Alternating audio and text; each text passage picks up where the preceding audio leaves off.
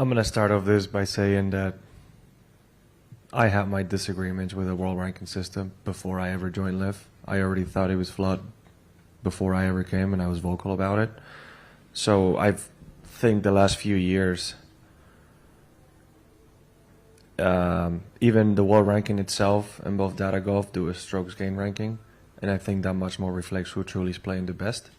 Because the actual points being a 2-year ranking, right? You can have a poor week or a poor 3 weeks that will hold you down for 2 whole years, right? So it's crazy how you can actually finesse a little bit of the system by playing certain weeks and not playing certain weeks and things like that. So it's always going to be somewhat accurate, but not the most. And I think strokes gained usually is going to be the better representation of how truly everybody's playing, right?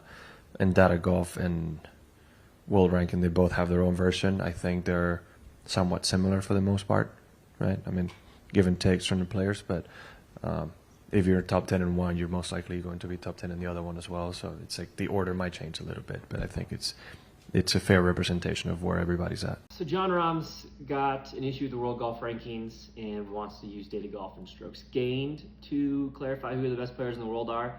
I agree with him on one standpoint. I don't agree with him with some of the stuff he said.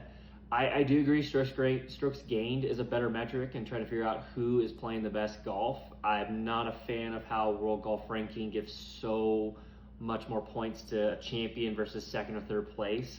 I mean, golf, the more you understand about strokes gained, the more you realize that winning does require luck, and the variance that happens and the randomness and the luck that's required, unless you're Scotty and you're just that much better than everyone else. But for the rest of the mortals, there is a lot of luck that is required. So giving that much more points for first versus second or third can skew some things, especially over a 2-year window.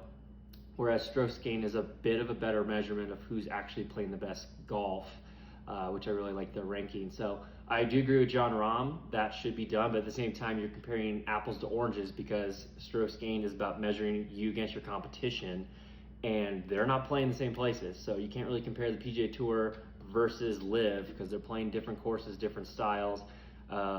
It's just gonna be hard to compare those two. So I don't agree with John. So it would work if they were all playing the same tour.